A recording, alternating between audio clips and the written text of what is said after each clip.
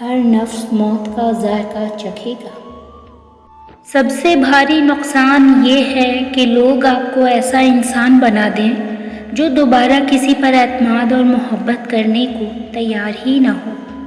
بعض اوقات ضروری ہے آپ اپنے گرد تنہائی کی دیوار بنائیں، لوگوں سے دوری کی غرض سے نہیں بلکہ یہ دیکھنے کے لیے آپ کو ملنے اس دیوار کو کون گراتا ہے۔ کسی چیز سے محروم رہنے والے کو جب وہ ملتی ہے تو وہ کھل کر دوسروں کو دیتا ہے، کیونکہ وہ جانتا ہے محرومی کی تلخی کیا ہوتی ہے۔ غضب کی ایکتا دیکھی لوگوں کی زمانے میں، زندہ کو گرانے میں اور مردہ کو اٹھانے میں۔ اپنے خواب کسی کی دیوار پر پینٹ کرنے سے پہلے دیوار کی پختگی چیک کر لیجئے کہ کسی دن یہ آپ پر ہی نہ آن گرے۔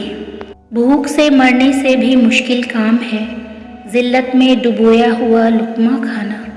حاسدوں نے تو آپ پر ہر قسم کے عیب کا الزام عائد کر دیا، جبکہ آپ کا اصل عیب یہ ہے کہ آپ کے حسن میں کوئی عیب ہی نہیں۔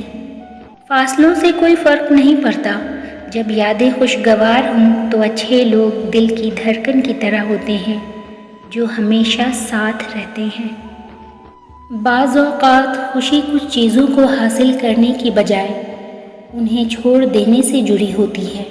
ہر چیز کو ضد سے حاصل کرنے والے جب ہر چیز پر صبر کر لیں تو اس سے بڑی کوئی اذیت نہیں ہوتی۔ موت خاموشی ہے، چپ رہنے سے چپ لگ جانے کی۔ زندگی آواز ہے، باتیں کرو، باتیں کرو۔ ہر اذیت کی ایک معینہ مدت ہوتی ہے جس کے گزر جانے سے نہ تو درد کی شدت پہلے جیسی رہتی ہے اور نہ ہی اسے سہنے والا انسان پہلے جیسا رہتا ہے۔ تمہاری خوبصورتی، تمہارا جمال، تمہارا حسن، جوانی کا نشہ، دولت کا گھمنڈ، تمہاری قابلیت کے چرچے، تمہارے ہنر، سب ایک دن ختم ہونے والے ہیں، تو غرور کس بات کا؟ کیا تم نے نہیں سنا؟ ہر نفس موت کا ذائقہ چکھے گا۔